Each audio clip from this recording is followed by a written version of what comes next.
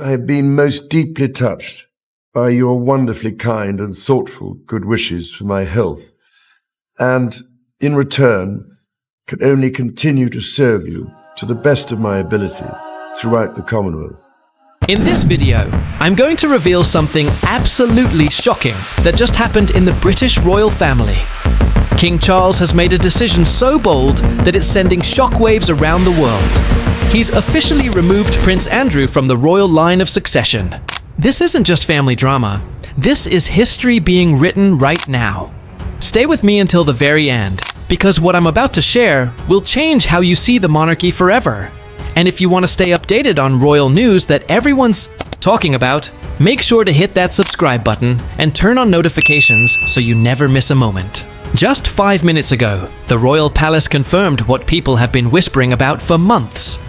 King Charles has officially taken Prince Andrew out of the royal succession line. The announcement didn't come from the big balcony at Buckingham Palace, where they usually make grand statements. Instead, it came from Clarence House. But the message was crystal clear. This is final, and there's no going back. This is what we call royal justice at its finest. The timing of this announcement is really interesting. It's been just 9 days since Andrew gave up his royal titles on October 17th. At that time, everyone thought he did it willingly. But people who work inside the palace are now saying that wasn't really his choice at all. And here's something even more fascinating. Just 2 days ago, King Charles was standing next to President Zelensky at Windsor Castle, shaking hands and smiling for the cameras. But what nobody knew was that behind that smile, the king was preparing to make the most personal and difficult decision of his entire reign. So here's what I want to know from you. Do you think Charles was brave to make this choice? Or do you think it was too harsh? According to the official statement released this morning, the king has approved formal changes to the succession line to reflect current circumstances. They didn't mention Andrew's name specifically, but that silence spoke louder than words.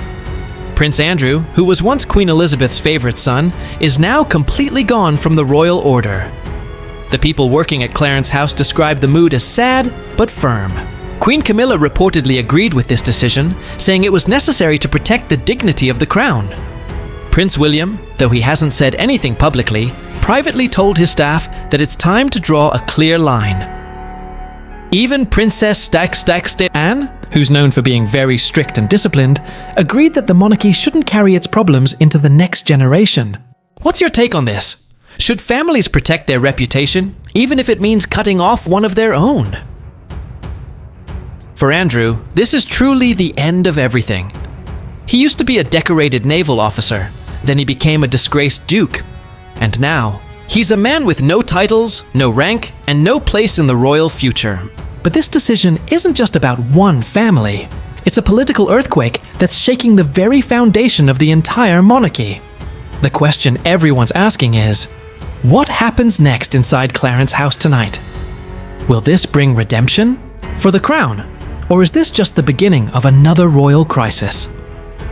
To really understand how Britain got to this extraordinary moment, we need to look back at the past year. It's been a slow and painful unraveling that has now ended with Prince Andrew being completely erased from royal succession. Everything started in early 2025 when reports came out about renewed pressure on the king to deal with unfinished business from scandals of the past decade.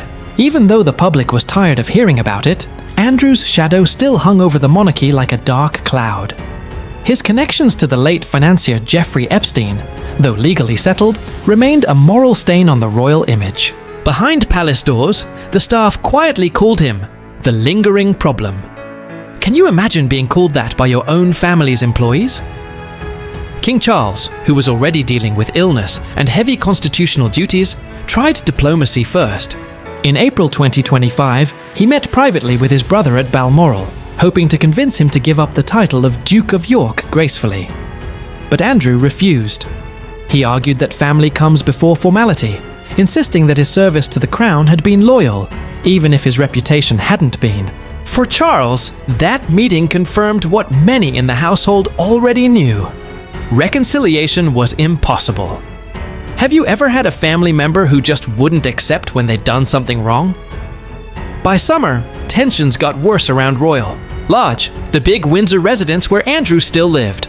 The king reportedly offered financial help for Andrew to move to a smaller estate in Scotland, but Andrew resisted, citing legal rights to stay where he was. The standoff became public, feeding the tabloids for weeks. One headline from the Daily Mail summed it up perfectly: "The Prince Who Wouldn't Leave." Then on October 17th came the surprise statement that Andrew had voluntarily given up his royal titles. Many people thought this was the king's solution, a quiet ending to a messy chapter. But sources now confirm that the voluntary renunciation was actually just the first step in a formal plan to remove him entirely from the crown's lineage. What would you do if you were in Charles's position? Would you have acted sooner or given more chances? The first signs that something extraordinary was happening began in the middle of October, days before the public announcement, when the rhythms of royal life suddenly changed. Palace workers noticed a change in tone during meetings at Clarence House. Doors closed more often, voices dropped to whispers, and papers were marked strictly confidential. Even among experienced palace staff, there was a sense that something heavy and perhaps irreversible was being prepared. At the center of that silence was Prince Andrew. After years of humiliation, he had grown used to being ignored. But now, even the indifference had turned cold. Doesn't it make you wonder how lonely that must have felt? Invitations to family dinners stopped arriving. His calls to senior staff went unanswered, and the last of his official security privileges were quietly withdrawn. It was like the walls themselves were closing in.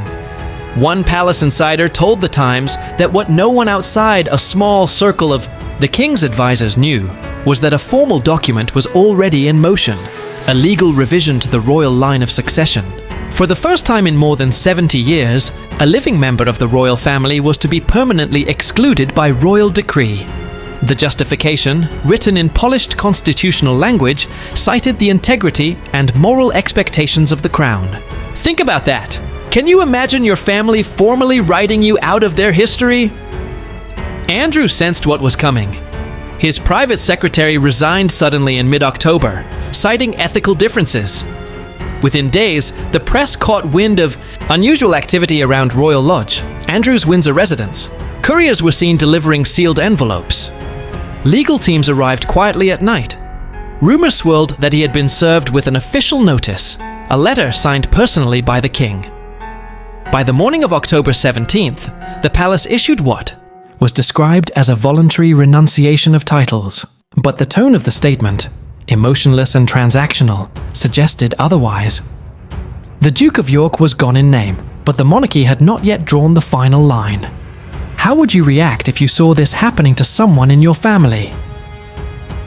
Inside Clarence House, the king reportedly told Queen Camilla, "We cannot clean the windows while leaving the dust behind." That same weekend, Sarah Ferguson, Andrew's ex-wife, was spotted leaving their shared home with suitcases. Her spokesperson described the move as temporary, but insiders said she was furious. She believed they'd force him to fade quietly, not erase him, said a source close to her. In private, she began reaching out to media contacts in the United States, hinting that she might once again use the press as her weapon. Meanwhile, Andrew turned to his daughters. Princess Beatrice was heartbroken, pleading with Prince William for a chance to see the king. "He's still your brother," she reportedly said. "Don't let him disappear like this." Do you think the daughters were right to fight for their father? But William's response, though sympathetic, was firm. "We all have to protect the crown now, even from ourselves," he told her, according to palace leaks. By October 22nd, Andrew's isolation was complete. His personal guards were reassigned, his office email was deactivated, and his name quietly vanished from official royal correspondence. The royal website, which once listed him as His Royal Highness, the Duke of York, now simply displayed Prince Andrew, with no titles, no duties, no future. When King Charles met President Zelensky 2 days later, on October 24th, the world saw a monarch fulfilling his duty despite his frailty. But for those who knew the truth, that handshake wasn't just diplomacy. It was symbolism. What do you think was going through Charles's mind at that moment? Behind the calm facade, the king had already made his most personal act of judgment. The photo of the two men, one a wartime leader, the other a weary sovereign, would come to represent the duality of Charles's reign. Compassion in public, resolve in private. By the time dawn rose on October 26th, the machinery of royal reform was complete. The official notice removing Andrew's name from succession was sealed, approved by the Privy Council, and ready for release. The monarchy, which had survived wars, divorces, and abdications, was now about to do something it had never done before: cut away its own blood in the name of survival. Can you imagine being the person who had to make that final call? At Clarence House, the atmosphere on the evening of October 25th, 2025 was unlike anything royal staff had witnessed in decades. The lights in the king's private study burned long past midnight, and the faint sound of pen on paper echoed through the corridors. King Charles, pale and visibly exhausted, was personally reviewing the final wording of the statement that would formally remove Prince Andrew from the line of royal succession. It wasn't the act itself that troubled him. The moral decision had been made weeks ago. It was the weight of the legacy. How would history remember this moment? Would it see him as a reformer restoring integrity to the crown? Or as a brother who turned his back on his own flesh and blood? How would you want to be remembered in a situation like this? Queen Camilla, always calm in the storm, entered quietly with a cup of tea. "It has to be done," she said softly. "For the institution, for William, for the future." Charles looked up, his voice breaking just slightly. "It's not the doing that hurts," he murmured. "It's the silence afterward." Meanwhile, outside the palace gates, the world was already speculating.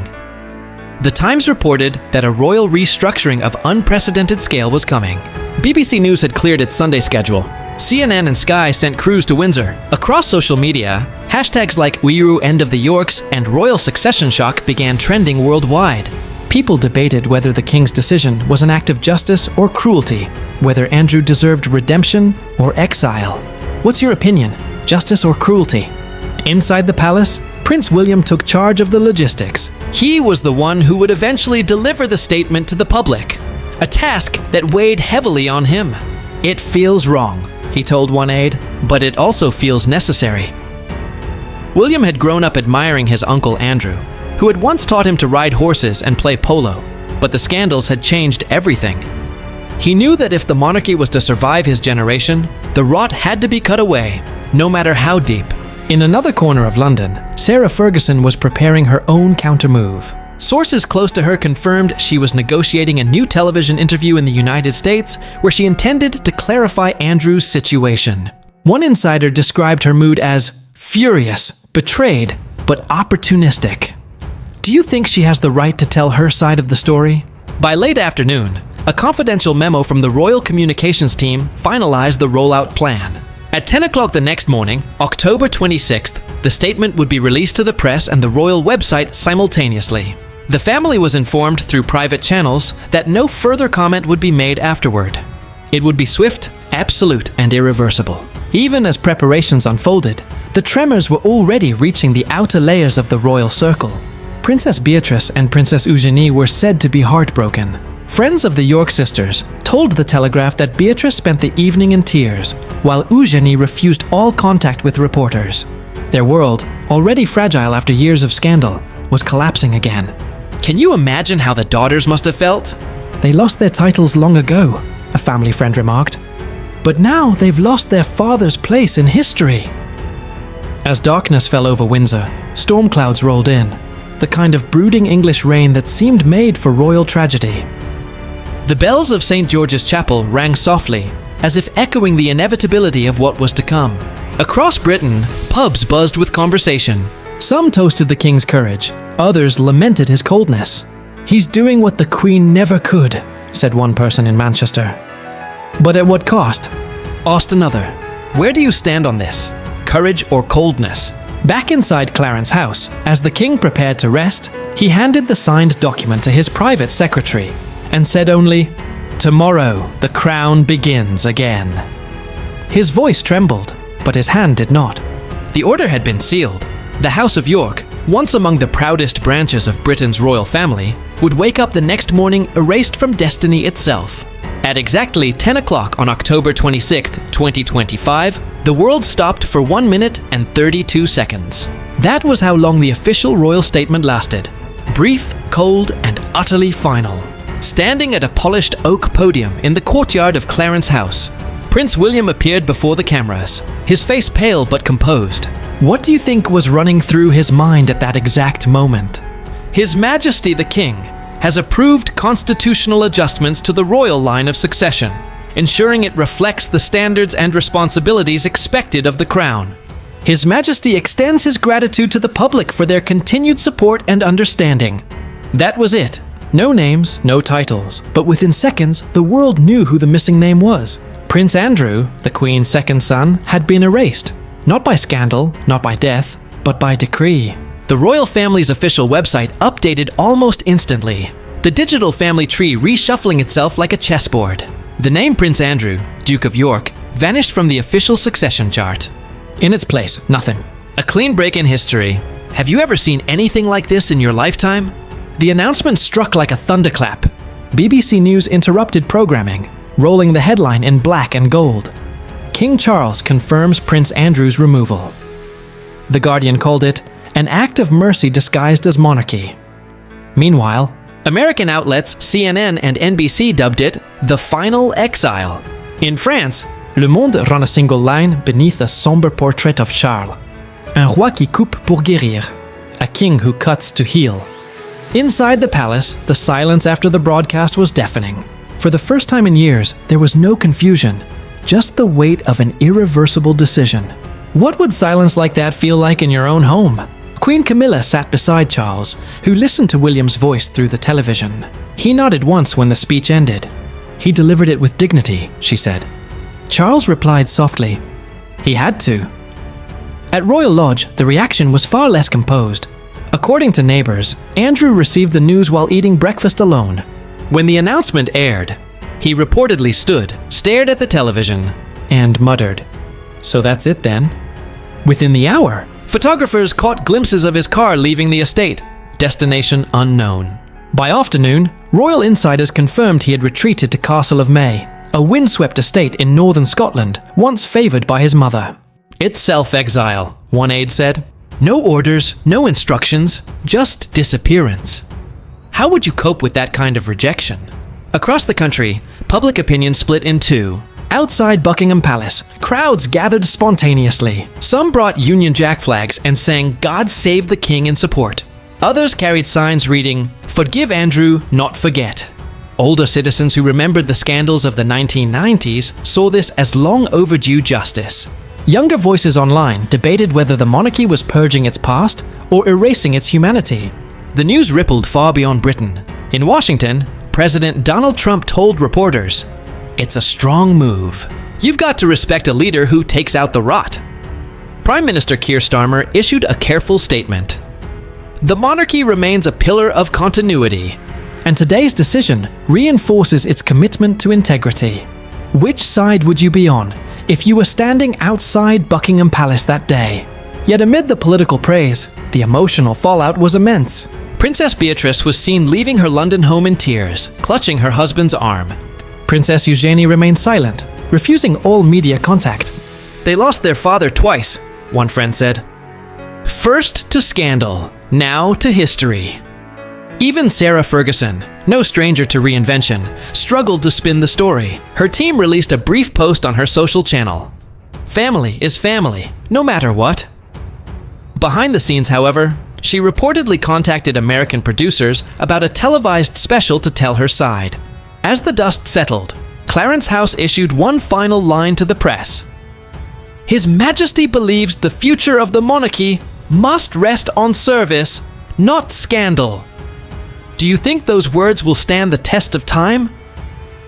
Those words, though crafted by advisors, carried the king's unmistakable voice, weary, principled, but resolute. Later that evening, as the autumn sun bled over Windsor's horizon, Prince William returned to Adelaide Cottage. He was met by Princess Catherine, who opened the door in silence. "It's done," he said simply. She nodded, tears glimmering in her eyes. Outside, the church bells began to toll, not for mourning, but for closure. The House of York had fallen, And though the monarchy had survived another storm, the echo of that morning would linger for generations. The sound of a crown choosing duty over blood.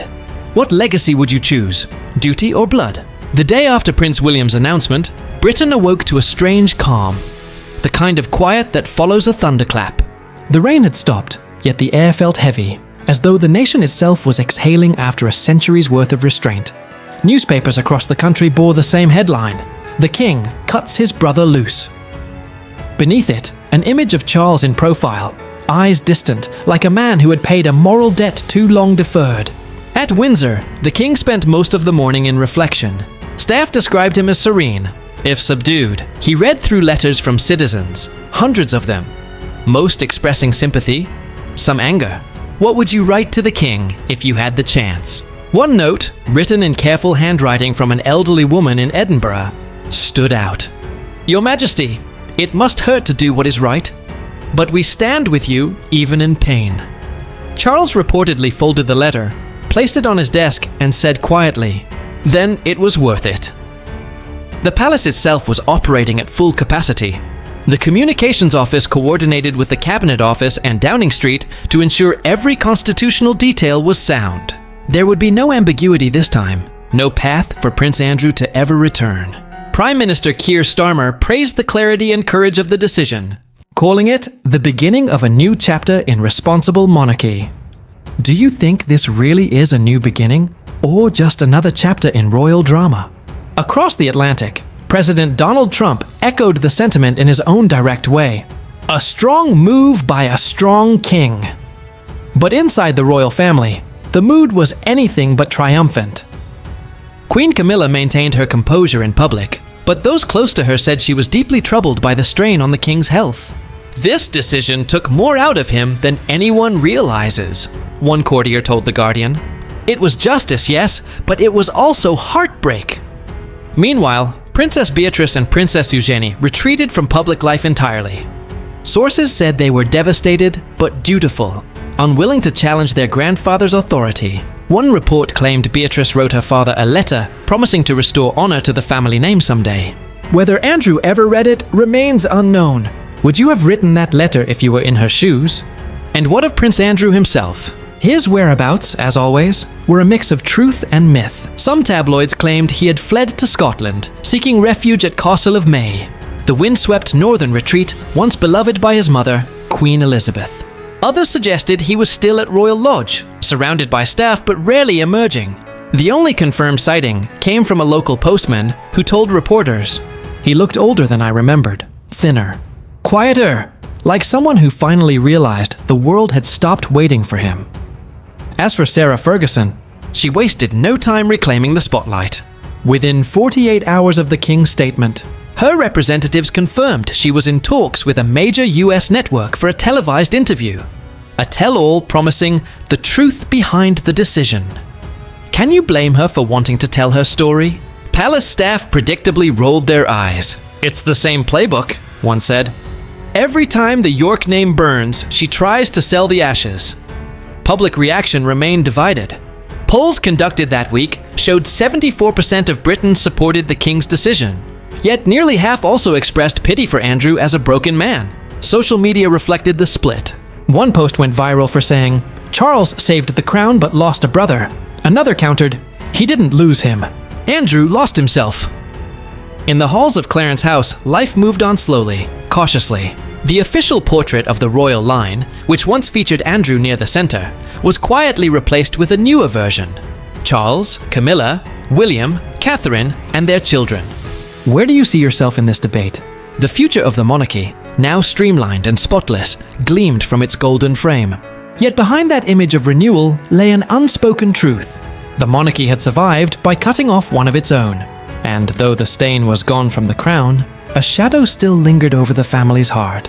And as the bells of Westminster tolled that evening, echoing across London's grey skyline, it felt as if Britain itself was whispering goodbye, not just to a prince, but to an entire chapter of royal history. As dusk settled over Britain on October 26, 2025, the kingdom that had once whispered behind closed doors finally stood in the open. The decision was complete. Yet what do you think the future holds for the royal family after this?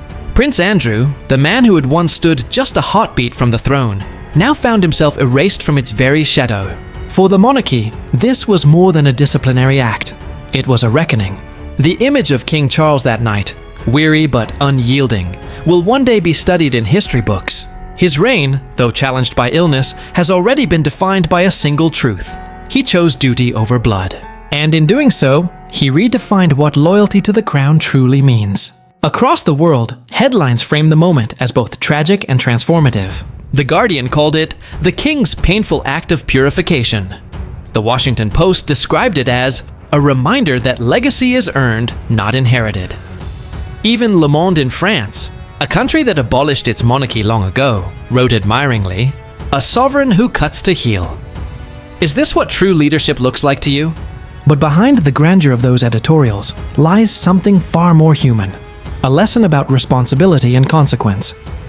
Andrew's downfall wasn't written in a day. It was the slow erosion of credibility, the refusal to face one's past, the belief that privilege could outlast accountability. In the end, it couldn't. From my perspective, this moment feels like a mirror for the times we live in. Power, in any form, royal, political, or personal, means nothing without integrity, and the monarchy, for all its ceremony and spectacle, remains at its strongest when it remembers that its purpose is not to rule, but to serve. King Charles, in removing his brother, didn't just protect the institution, he reminded the world that even royalty must bow before principle. What principles would you refuse to compromise on? Still, it's impossible not to feel the human ache behind it all. Imagine a brother signing the order that removes his own sibling from history. A father reading the papers, knowing his daughters are grieving their public humiliation. There's tragedy in that, not just royal, but deeply universal. Because in families everywhere, we recognize the same painful truth. Sometimes love can't undo what duty demands. In that sense, the monarchy story is our story. Magnified, dramatized, but still painfully real. It's about legacy, redemption, and the price of silence. Perhaps Andrew's exile, harsh as it seems, serves as a reminder that no name, no lineage, can forever protect someone from the consequences of their actions. Have you ever had to make a choice between love and what's right? And maybe for a monarchy fighting to stay relevant in a world that's outgrown fairy tales. This act was necessary to prove that even crowns are accountable. As one commentator on BBC put it last night, King Charles may have saved the monarchy, but he did so with a broken heart. That quote lingers, doesn't it? Because it's the paradox that defines modern royalty: duty preserved, humanity wounded. And as for the future, all eyes now turn to Prince William, the man who delivered his father's decree, and in doing so, took one step closer to the throne. He's the symbol of continuity, but also of evolution. A new kind of royal leadership that must balance tradition with transparency, grace with strength. The question is, can he hold together what his father has reshaped? What kind of king do you think William will be? Before we close, I want to hear from you. Was King Charles right to make this decision? Or was it too severe? A punishment that traded compassion for control? Drop your thoughts in the comments below and let me know which country or city you're watching from. Because royal history doesn't just belong to Britain anymore. It belongs to the world that watches it unfold. If this story moved you, make sure to give this video a thumbs up, share your perspective in the comments, and hit that subscribe button for more powerful royal stories that go beyond the headlines. Stories that blend truth, tragedy, and transformation inside the world's oldest living monarchy. Because no matter how heavy the crown, one truth always endures. In the end, it's not the titles we carry that define us. It's the choices we make when the world is watching.